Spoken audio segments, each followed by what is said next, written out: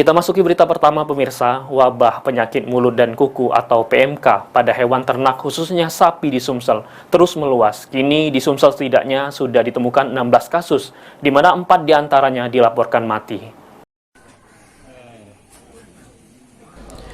Sudah 16 kasus PMK pada hewan ternak warga di 3 kabupaten di Sumatera Selatan, di mana 4 diantaranya menyebabkan kematian pada ternak sapi warga.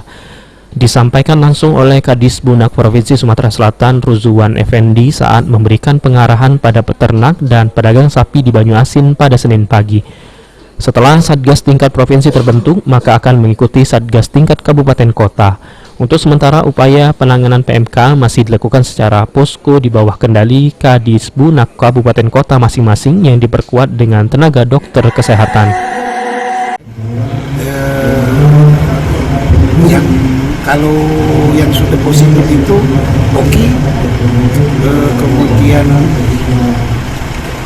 Murah sama Lubuk-Linggau. Tapi yang masih suspek sampai sekarang dan ada indikasi perbaikan, sebenarnya bukan suspek sih, tapi diduga itu PMK itu dari Oki. Dari beberapa hari ini alhamdulillah dengan kerjasama kita yang baik, dengan komunikasi kita yang baik, dengan pengawasan yang kita lakukan dari seluruh Mabesa, 4 hari kita tidak ada pengawasan.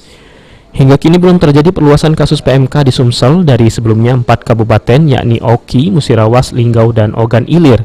Setelah hasil lab kasus di Ogan Ilir bukan virus PMK.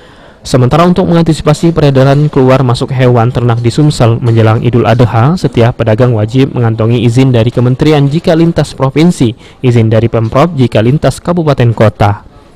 Sulaiman, PAL TV.